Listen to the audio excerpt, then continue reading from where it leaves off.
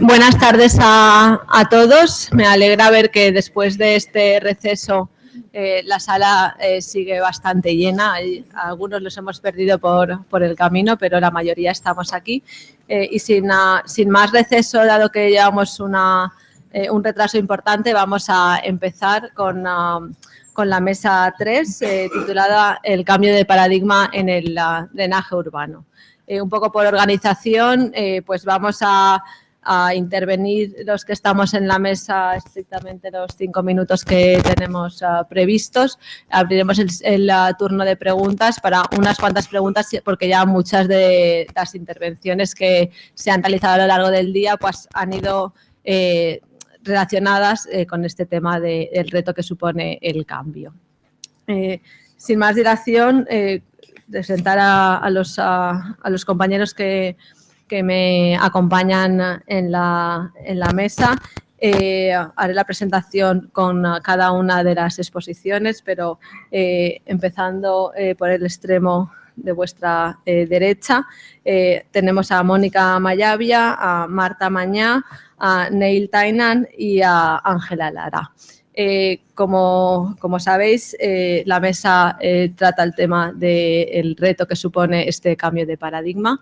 Este enfoque de drenaje sostenible deja atrás la visión de una evacuación rápida de las aguas de lluvia del entorno urbano tan rápida como sea posible, de ver el agua de lluvia como un problema y pasamos a verlo como una oportunidad y como un recurso natural como es el agua de lluvia del que podemos aprovechar en el entorno urbano. También supone un reto, como vamos a ver, en la compartimentación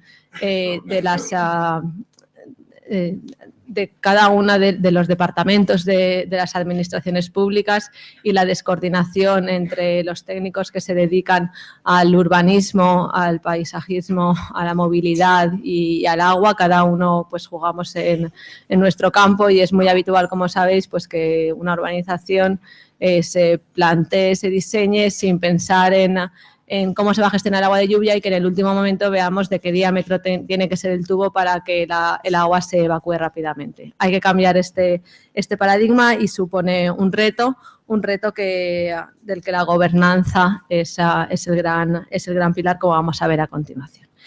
Para no extenderme más, paso a presentar a la primera de las ponentes de la mesa. Marta Mañá es bióloga y ambientóloga desde hace 15 años.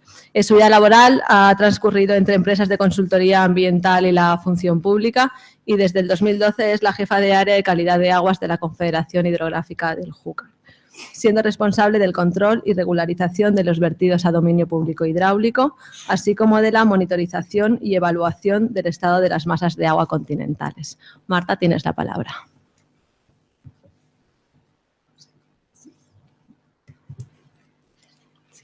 Bueno, buenas tardes a todos. Gracias a la organización por esta fantástica jornada y por invitarnos.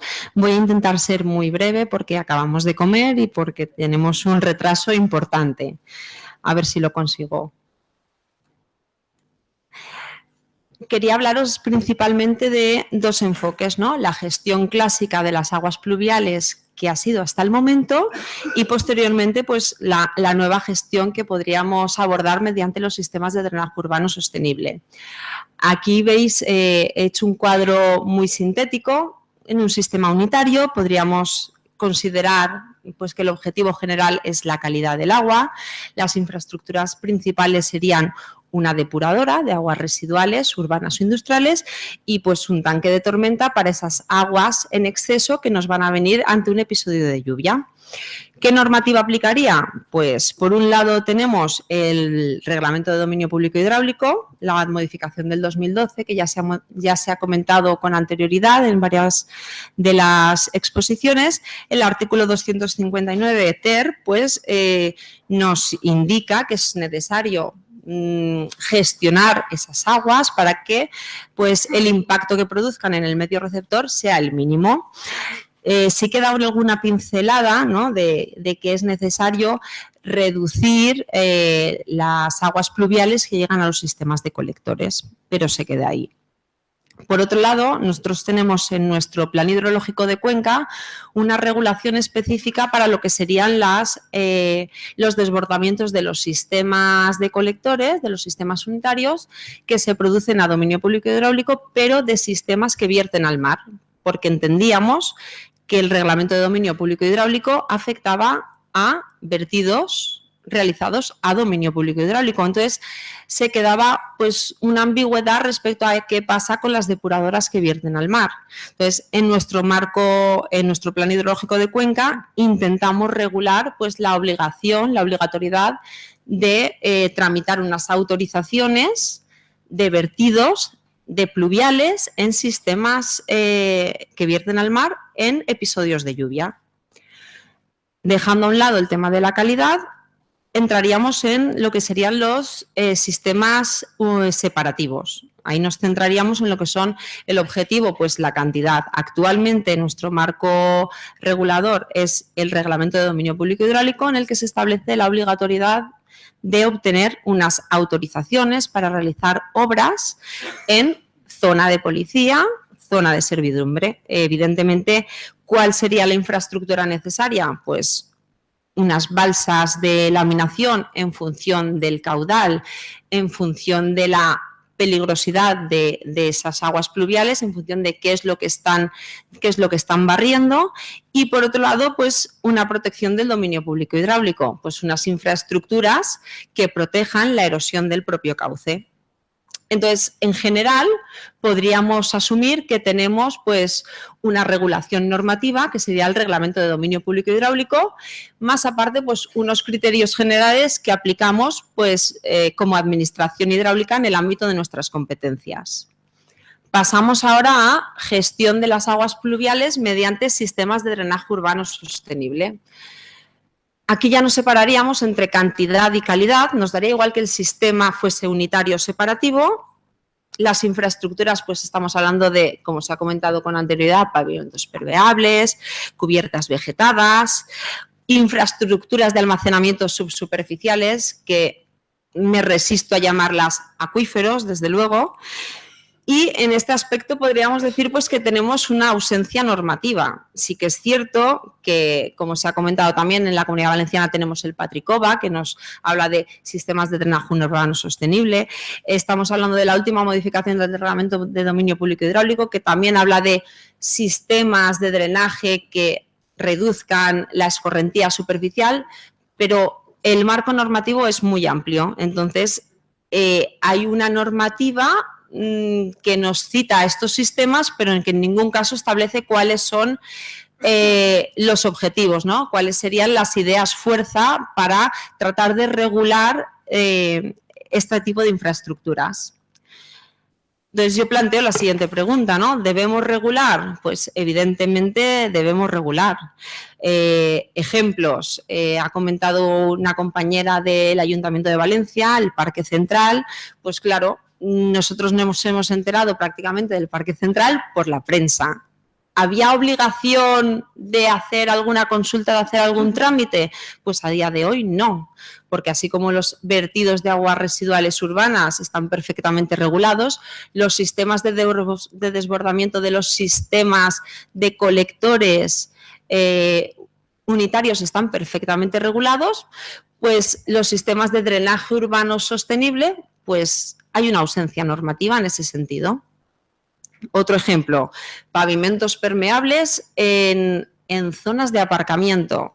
Pues claro, un pavimento permeable o una cubierta vegetada, una superficie pisable únicamente pero sin tránsito de vehículos, estupendo, estupendo que no tenga ningún requisito de calidad. Pero ya cuando hay un tráfico, pues claro, la cosa se complica un poquito y yo creo que empezamos a estar maduros como para, a partir de todas las experiencias que tenemos, datos de entrada, datos de salida de los sistemas, empezar a establecer un marco común de actuación. No estricto, pero sí un marco de mínimos. ¿Qué debemos regular? Pues evidentemente estamos hablando de un drenaje. Hay muchas voces que dicen no hay que regularlo porque es un drenaje natural. Sí, no, habrá en ocasiones que sea un drenaje natural, pero en otras ocasiones estamos hablando de un drenaje de una zona antropizada, de una zona urbanizada y por tanto hay que establecer, no solamente hay que respetar no una desviación de lo que sería el hidrograma en régimen natural, pero sí que hay que establecer unas condiciones mínimas de calidad. Es decir, estamos hablando de un drenaje naturalizado, pero que debe respetar unas garantías de calidad, sobre todo si lo que pretendemos es acabar infiltrando ese agua.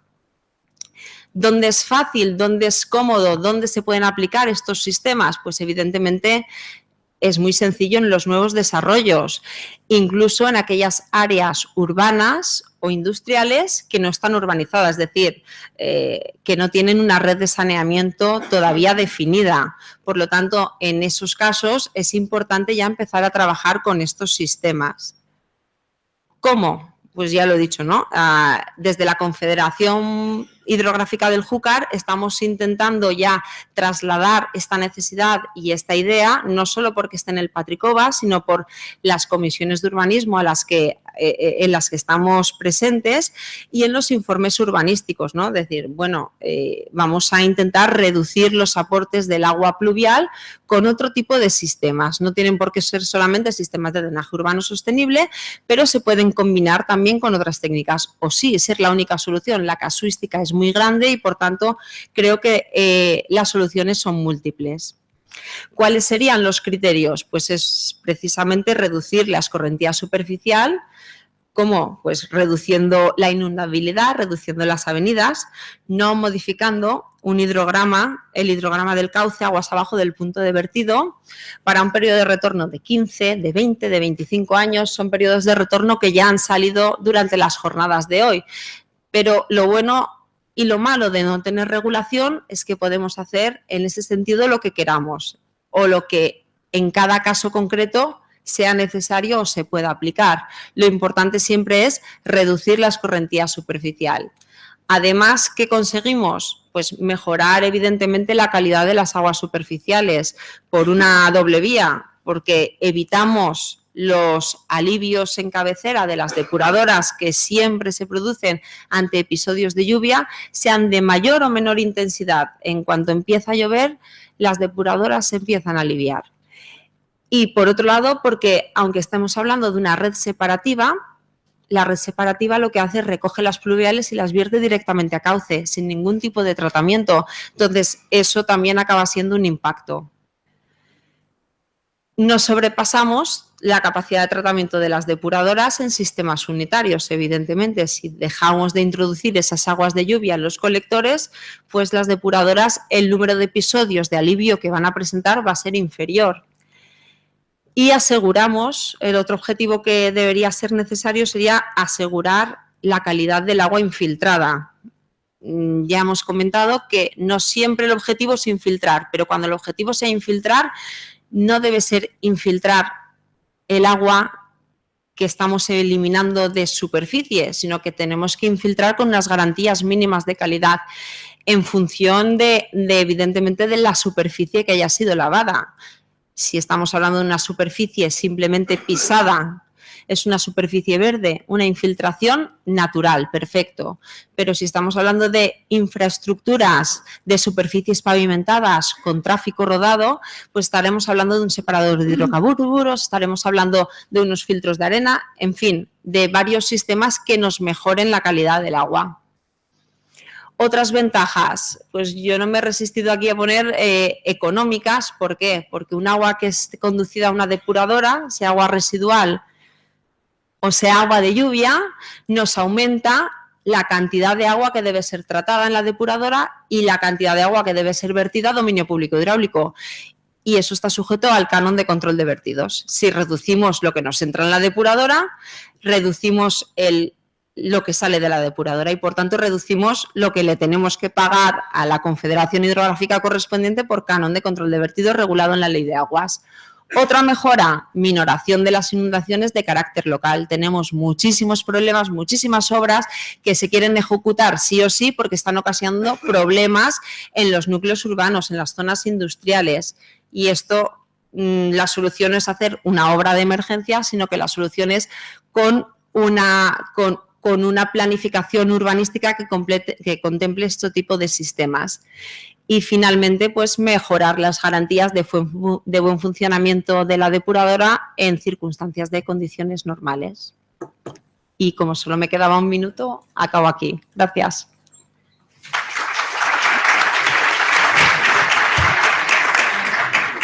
Muchas gracias, Marta, por ajustarte al tiempo y por el mensaje que nos acabas de trasladar.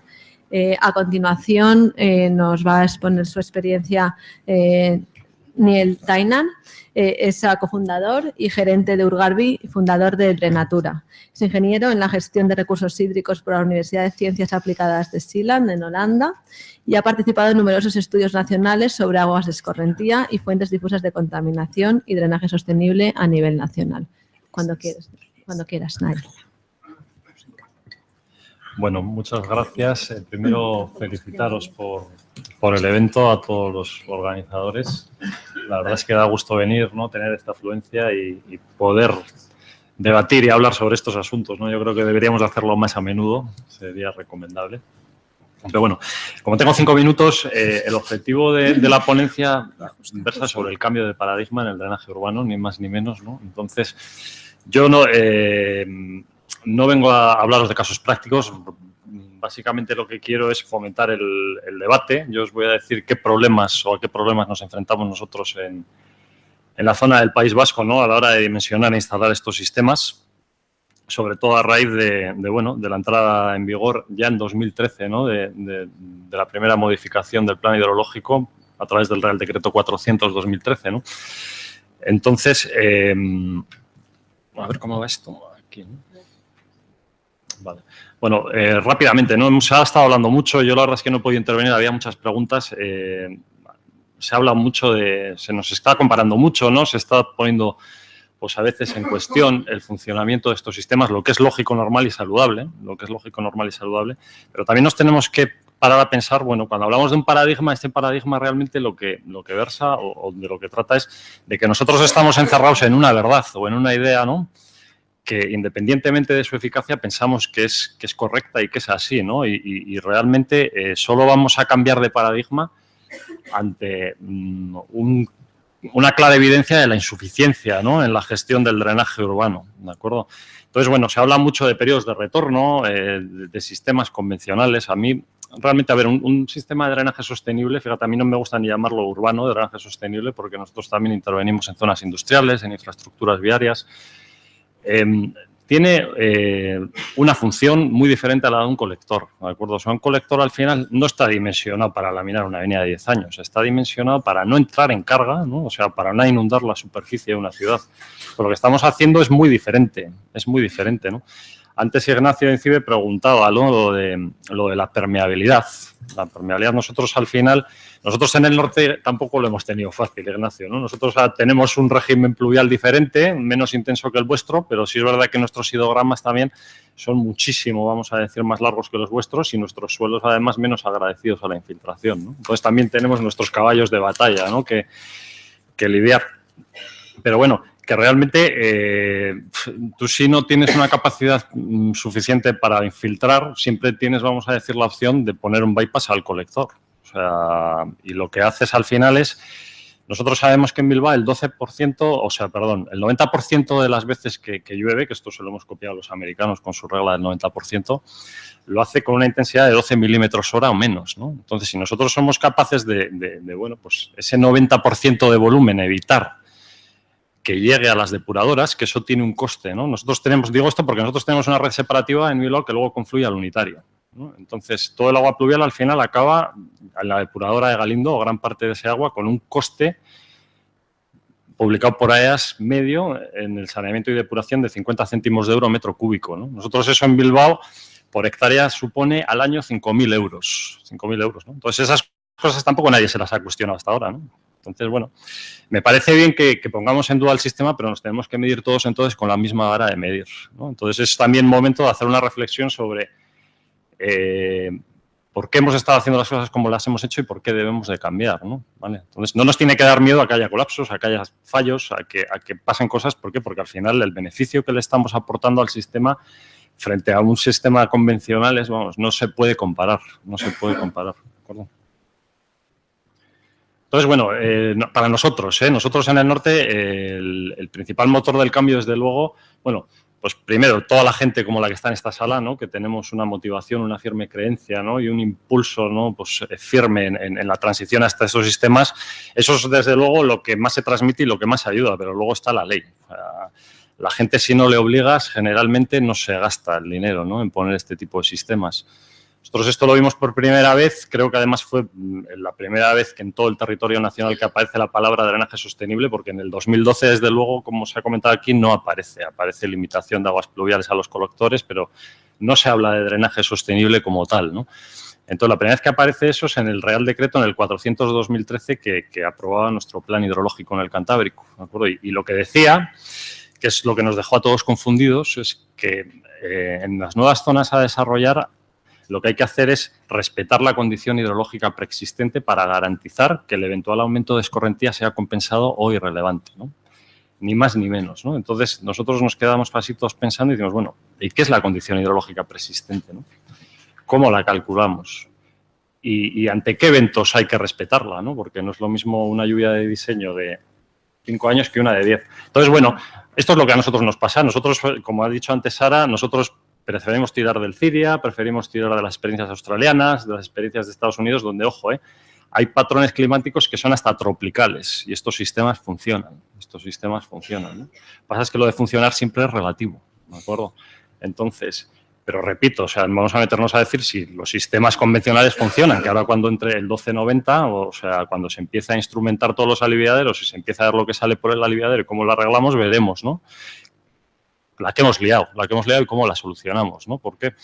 Porque lo que va a haber que hacer es poner sistemas que lo que hagan es evitar que el agua de escorrentía entre a los colectores unitarios que ya se han construido.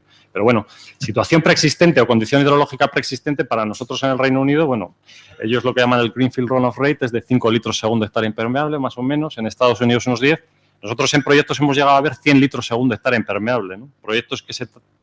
Bueno, en grande proyecto de drenaje sostenible, ¿no? Para nosotros eso no es un drenaje sostenible, desde luego, dejar pasar 100 litros segundo hectárea impermeable, ¿no? Desde un entorno. Pero se hace porque no hay un apéndice, no hay un criterio aún establecido de qué es la condición hidrológica preexistente y ante qué eventos hay que respetarla. Y ante eso la gente ¿qué hace? Pues lo que nosotros llamamos el cálculo inverso, es decir, qué dinero hay y en base a ese dinero calculamos el hidrograma de entrada, ¿no? Esto es la práctica más habitual para nosotros, ¿vale? Y bueno, tampoco quiero extenderme más, quedamos cortos de tiempo. Gracias. Bueno.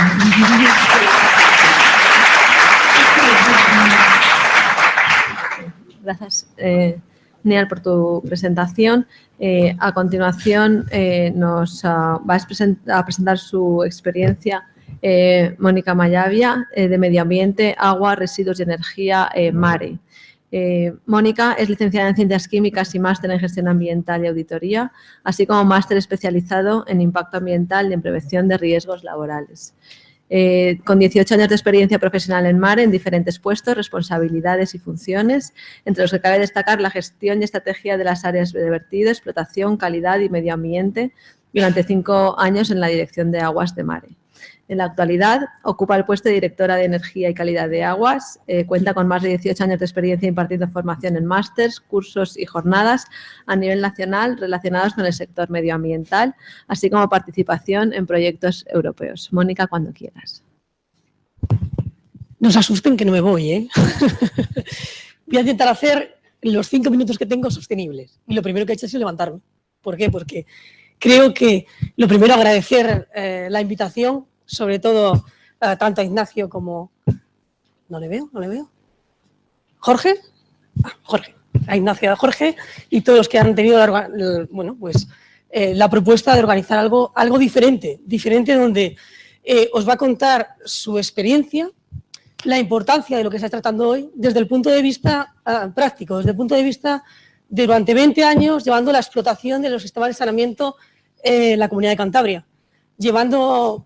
Ahora mismo tenemos 69 instalaciones de tratamiento de aguas, donde tenemos, os puedo contar, tecnologías, todas las que uno se imagina y más, tecnologías pioneras, tecnologías convencionales, tecnologías punteras, con proyectos de investigación, y os puedo contar que mi experiencia durante 20 años es que como no tratemos de eliminar la entrada de aguas blancas a los sistemas de saneamiento, nos da igual grandes infraestructuras, grandes tecnologías, porque son insostenibles desde el punto de vista de los costes, que es fundamental. Aquí hemos hablado del paradigma de los sistemas de drenaje sostenibles, que es maravilloso. Quiero decirles que creo en ello, pero creo en la combinación de lo que se ha hecho hasta ahora, combinándolo con lo que hay que hacer sostenible. Es decir, lo que se ha hecho hasta ahora no significa que no funcione.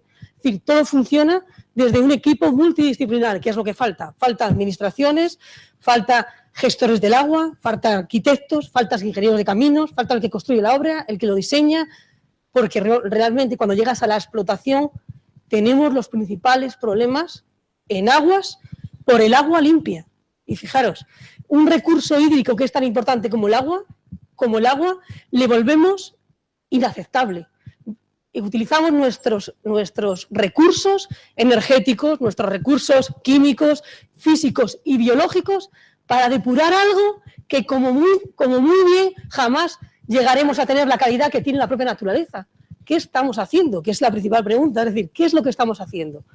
Lo que estamos haciendo es creando grandes comunidades autónomas con grandes sistemas de saneamiento, que lo que hacemos es que sean ineficaces, pero ineficaces porque hay que ir al origen de la cuestión. ¿Y cuál es el origen? No la explotación y el mantenimiento de la conservación. Sí, eso es la parte segunda, pero la parte primaria es, tenemos que diseñar desde el punto de vista de las ciudades urbanas. Tenemos que diseñar para que las aguas limpias vayan al medio receptor sin provocar ningún impacto. Y eso puede ocurrir.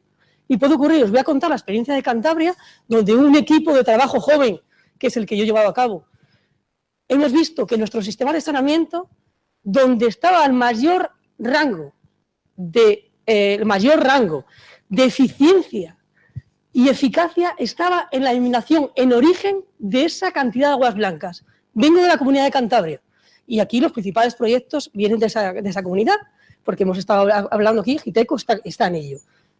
Pues del 30 al 40%, de las aguas que tratamos en nuestros sistemas de saneamiento son aguas blancas. Eso supone un retorno en costes de algo que se hace inviable, no solo en costes, sino inundaciones, problemas importantes como inundaciones, problemas sociales, porque cuando a alguien se le inunda, porque estamos con temas convencionales que vamos y aliviamos aguas abajo, muchas veces lo que hacemos es quitarnos un problema, pero es que le hemos generado, porque el agua no es un problema, el agua es un recurso y hay que gestionarlo de una manera eficaz. Y hay que gestionarlo de una manera eficaz con lo que se llama economía circular. ¿Y eso qué significa? Si es un recurso y es un bien, aquel recurso que tiene una buena calidad, mandémoslos donde tiene que ir, que es al recurso hídrico. Sin tratamiento, sin mezclarlo, sin contaminarlo. Habrá momentos en que ese agua limpia, ese agua de lluvia, sí que tenga una cierta contaminación y habrá que llevarlo a los sistemas de saneamiento. Perfecto. Pero ¿qué es lo que ocurre? Y, por ejemplo, en la Comunidad de Cantabria, pues que muchos de los sistemas de saneamiento tan eficaces, tan modernos, ultrafiltración, lo que queráis, no funcionan. ¿Y por qué no funcionan? Porque tenemos aguas de tan baja carga de contaminación, porque están diluidas, que hacen incapaz que los sistemas de saneamiento, los tratamientos biológicos puedan funcionar. Por eso nuestra mayor eficacia va en eliminar en origen esas aguas blancas. Lo primero que quería contaros es, ahí veis una gráfica, y esa gráfica que veis ahí... Ah, sí, no, lo paséis vosotros. Sí, no te preocupes. Esto que os he contado ahora es que normalmente sí que hay un cambio climático, es decir, hace 20 años el agua en Cantabria llovía, pero llovía de una manera más o menos homogénea. Teníamos 9 meses lloviendo y había 2 o 3 meses que teníamos un poquito ya para no sacar el paraguas. Pero ¿qué es lo que ocurre? Que ahora llueve la misma cantidad pero en un espacio de tiempo mucho más concentrado. Entonces, grandes sistemas de saneamiento lo que están haciendo es aliviando sin ningún control. ¿Por qué? Porque no tenemos capacidad hidráulica para poder introducir esos sistemas de saneamiento. Entonces, esto que vemos aquí es que en los años 2015 y 2016, fijaros las puntas donde en los principales meses entra la mayor cantidad de agua de lluvia por escorrentín. ¿Qué es lo que hemos hecho desde el equipo de explotación de Cantabria? Lo que hemos hecho ha sido eliminar, haciendo un estudio de los principales sistemas de saneamiento, eliminar en origen y devolviendo al medio receptor el agua limpia. Hemos hecho un estudio realizando cantidad de agua y calidad de agua para volverlo al medio receptor. ¿De todo Cantabria? Pues evidentemente no. Lo hemos practicado en poquitos sistemas de saneamiento, en Santander, en Casar de Periodo, en diferentes sistemas, y os puedo decir que el retorno fue inmediato. Invertimos 1,5 millones de euros. ¿Y cuál fue el retorno? En un mes y medio teníamos este retorno por no introducir agua limpia en nuestro sistema de saneamiento.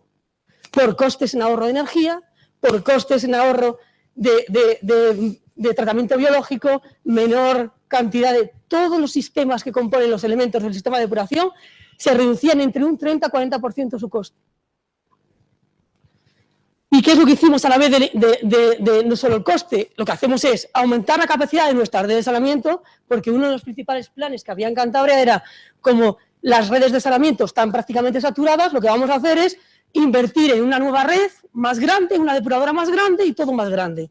No, lo que tenemos es suficiente y lo que hay que hacer es estudiar en origen para eliminar esa cantidad de agua limpia, de agua de lluvia que tiene que ir al medio receptor y que debe ir. Así aumentamos la capacidad de nuestra red de saneamiento. De hecho, la Bahía de Santander, el Adar de Santander, había un plan de tratamiento de duplicar el sistema de saneamiento de la Bahía de Santander y actualmente, debido a una obra de 600.000 euros, pues somos capaces de evitar esa capacidad de saturación de la red de saneamiento y aumentando el rendimiento de calidad de nuestras aguas.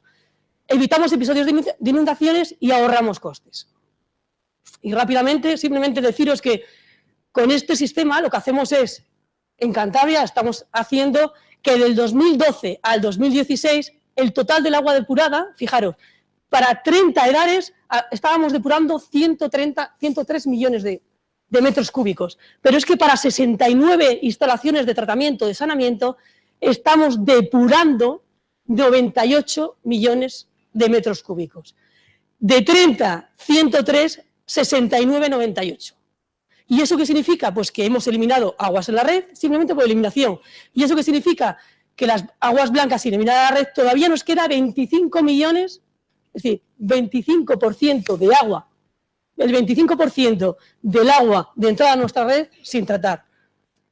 Y con esto, ¿qué es lo que quiero deciros? Que es necesario un cambio de paradigma, que hay que combinar con lo que existe actualmente y que no dejen de trabajar en esto porque realmente es más que necesario para los sistemas de explotación que actualmente tenemos.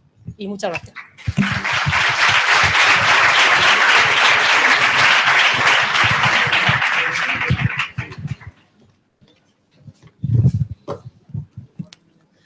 Muchas gracias a Mónica y a continuación contamos con la presencia de Ángela Lara, de la Fundación Nueva Cultura del Agua. Ella es arquitecta y doctora por la Universidad de Sevilla, con la tesis titulada Metodología para una gestión ecointegradora y participada del ciclo del agua en el espacio habitado. Actualmente es miembro del Consejo de Administración de Masesa por un grupo municipal del Ayuntamiento de Sevilla. Cuando quieras, Ángela. Bueno, pues ante todo darle las gracias a la organización, primero por organizar este evento, que todos teníamos tanta ganas, y después por invitarme a estar aquí, que la verdad me siento muy, muy afortunada y casi abrumada.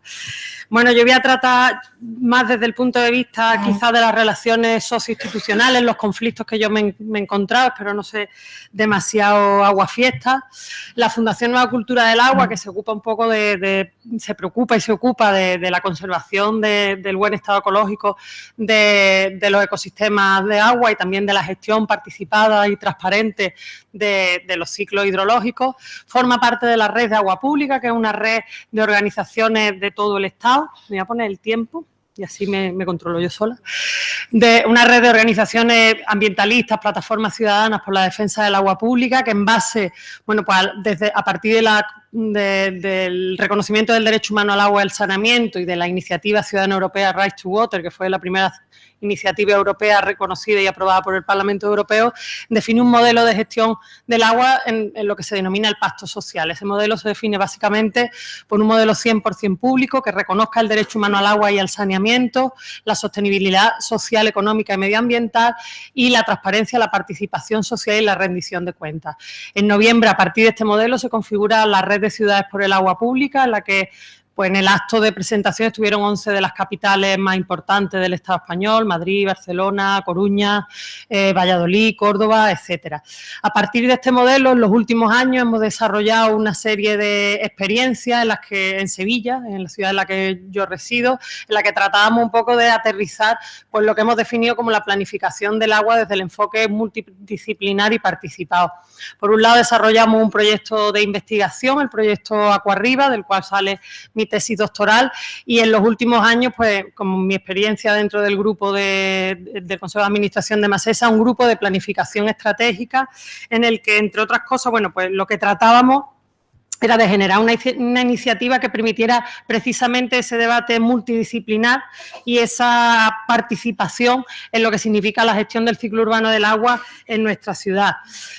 ¿Qué nos hemos encontrado? Bueno, pues un pequeño choque, un conflicto un poco entre las necesidades de ese enfoque intersectorial y participado que más o menos hemos ido, y de esa gobernanza de la que hemos ido hablando a lo largo de toda la jornada, y la dificultad de comunicación y coordinación de las administraciones públicas, incluso una cierta resistencia por una dinámica de muchas décadas, ¿no?, de otra manera de hacer las cosas. No obstante, nosotros en nuestro trabajo, en nuestra investigación, comprobamos que los principios de lo que, bueno, podemos venir a denominar el diseño urbano sensible al agua responde a las nuevas estrategias que es necesario generar en base a la adaptación del contexto temporal, social y territorial en el que nos encontramos. ¿Cuál era la situación en Sevilla? Bueno, pues que frente a un problema que ciertamente cada vez hay más picos de tormenta, había habido 7 episodios de lluvia intensa en la última década, la respuesta que se había dado era básicamente en base al aumento de la capacidad de la red, eran tanques de tormenta y aumento de la capacidad de sección de la red, que quizá era parte de las soluciones necesarias, pero quizás no las únicas, ¿no? Además, había habido, bueno, pues cierta resistencia, incluso por parte de los propios vecinos. Esta es una zona de inundación, en una de las zonas que tiene un conflicto, en un barrio que se denomina Sevilla Este, en el que los propios vecinos tumbaron la construcción de un tanque de tormenta a través de una denuncia del Tribunal Superior de Justicia de Andalucía. Es decir, había un conflicto que quizá no se estaba resolviendo todo lo bien que se pudiera. La previsión es de construcción de 3 tanques de tormenta por 30 millones de euros, más otra inversión que también está prevista en aumento y modificación de las redes de colectores. Y nosotros un poco desde ese grupo de trabajo lo que reclamábamos era la necesidad de generar estudios de otro tipo, de alternativas que incorporaran medidas complementarias, pues ya fueran medidas no estructurales desde un punto de vista normativo, económico, una mejor coordinación interadministrativa entre la Gerencia Municipal de Urbanismo, la empresa de gestión de aguas, parques y jardines, y sobre todo una reducción del problema en origen que era la impermeabilización, que además se sigue produciendo. Con mucho trabajo, mucha insistencia y bueno, pues con muchos debates con algunos de los técnicos de la empresa de agua, uno de los cuales está hoy aquí, pues conseguimos que en septiembre de 2016 se reconociera la posibilidad de hacer un estudio para definir una estrategia de implementación de técnicas de drenaje sostenible que fuera complementaria a las inversiones que estaban previstas en tanques de tormenta. Eso lo consideramos un gran avance y esperamos que tenga muy buenos resultados. No obstante, sigue existiendo reticencia. ¿En qué las observamos? en que 2 meses después se aprueba la financiación de los tanques de tormenta. Nosotros habíamos insistido bastante en que, ya que se había apostado por hacer ese estudio de alternativas, se pusiera en valor, se le diera difusión, se hiciera un poco de pedagogía de esas otras maneras de resolver el problema que también se iban a estudiar, pero lamentablemente cuando se aprueba la financiación, las noticias que salen sobre cómo se va a resolver el problema del agua en Sevilla exclusivamente mencionan los 3 tanques de tormenta y y el incremento de la capacidad del sistema, y no se menciona ni siquiera ese estudio de alternativas. Entonces, bueno, creemos que todavía existen ciertas resistencias que hay que superar. En ese sentido, bueno, pues nuestra apuesta, algo que creo que ya hemos repetido varias veces el día de hoy, un enfoque multidisciplinar que aborde la diversidad y la complejidad de todos los aspectos en presencia en en los estudios de ciclo urbano del agua en el espacio urbano, planificación, elaborar planes que definan objetivos y estrategias y que incorporen una evaluación de las actuaciones, porque muchos de estos planes fueron diseñados hace 10 años y se están ejecutando ahora. Tenemos que tener capacidad de entender que hay que ir adaptándose a las modificaciones de la situación del contexto. Transparencia tanto en el sentido de contar los problemas, de proporcionar datos que permitan hacer esos estudios. Nosotros nos hemos encontrado con muchas dificultades de acceder a datos, hay ciertas veces miedo a dar los datos y a plantear los problemas claramente. Nosotros creemos que hay que confiar un poco también en esa capacidad, precisamente de participación, la participación efectiva de todos los agentes sociales implicados, administraciones, ciudadanía, entidades, las universidades, las entidades sociales, etcétera. Y una coordinación institucional, porque, bueno, como creo que ya todos sabemos, las barreras tienen un carácter mucho más institucional que tecnológico y existen grandes carencias en el marco normativo y, sobre todo, una falta de coordinación entre administraciones y departamentos competentes. Muchas gracias.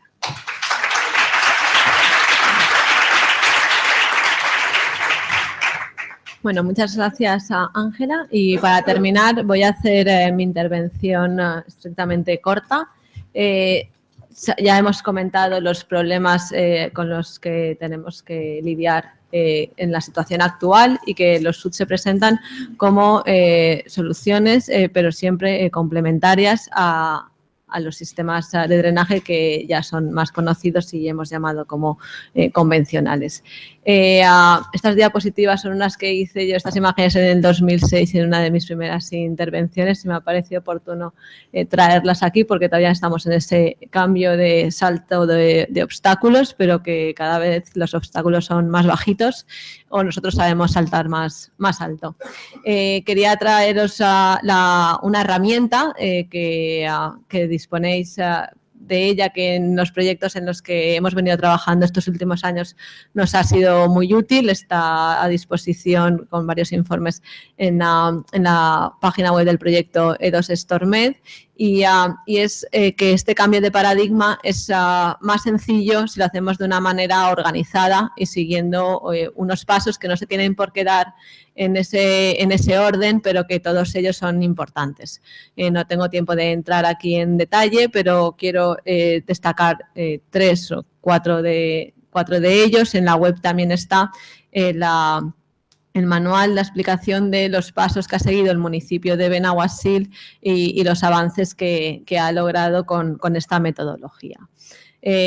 El primer punto que quiero destacar es la importancia de reunir a un equipo multidisciplinar y también multinivel, con diferentes departamentos y diferentes niveles de administración. Aquí tenéis una imagen, estamos muy acostumbrados a hablar de drenaje y a hablar solamente de cantidad de agua y euros de construcción, sin mirar luego también los euros de mantenimiento, y aquí el enfoque tiene que ser multidisciplinar. Ahí está una imagen de todas las entidades y todos los aspectos que tienen que tenerse en cuenta, y de nuevo una imagen de los grupos de trabajo que hemos creado con el Ayuntamiento de Benaguasil y otras entidades como la Universidad, la Diputación, Consellería, Confederación y con la ciudadanía en el proyecto COSUD mencionado anteriormente por Ignacio Andrés.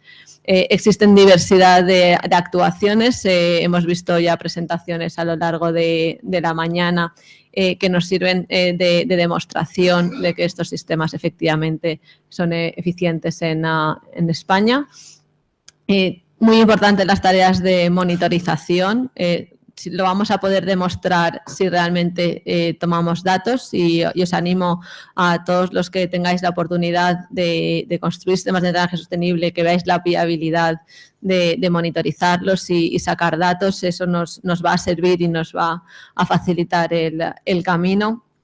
Y otra herramienta, también parte del proyecto E2 StormEd, que nos permite valorar los múltiples beneficios que los SUDS ofrecen. Como decíamos, no solamente en temas de construcción, temas de mantenimiento, sino temas incluso sociales y medioambientales. Existe también un manual de cómo utilizar la herramienta. Es una herramienta, un software muy amigable, gratuito, y os animo a que lo utilicéis para la toma de decisiones, para decidir tanto si seguimos con sistema convencional como drenaje sostenible o qué tipología de drenaje sostenible, qué tipos de dispositivos son más apropiados para un sistema dependiendo de los objetivos que nos hayamos planteado. Otro aspecto que me gustaría destacar de los pasos a dar es el tema de la información y la formación. Se ha hablado del tema de los carteles en las obras y el divulgarlo no solamente en aspectos a los técnicos que nos encargamos del diseño, construcción y mantenimiento de estas infraestructuras, sino incluso a nivel escolar. He hablado esta mañana del libro de Benaguasil, que también tenéis a vuestra disposición, y hemos hablado de las jornadas y talleres que venimos realizando. Es importante que los cursos no solamente tienen que ser de diseño, sino también de construcción y de mantenimiento de las infraestructuras, porque sin un buen mantenimiento, como cualquier otra infraestructura, los SUDS no van a ejercer la función como deberían, y hay que tener un cuidado especial en la construcción, como ha comentado entre otros Manuel de Pazos esta mañana. Y luego la evaluación del aprendizaje en cada una de las etapas. Aquí está, en mi tesis doctoral analicé la evolución en el municipio de Benaguasil. Está también a disposición pública, pero es importante que nos miremos cómo hemos avanzado y en qué podemos mejorar cada vez que vayamos a implementar una nueva vuelta de la rueda, le suelo llamar. Pues esta es mi presentación. Creo que por la hora que tenemos, los ponentes vamos a estar a vuestra disposición, pero es importante avanzar. Doy paso a la siguiente mesa y luego combinamos la participación de vosotros, si os parece bien. Muchas gracias.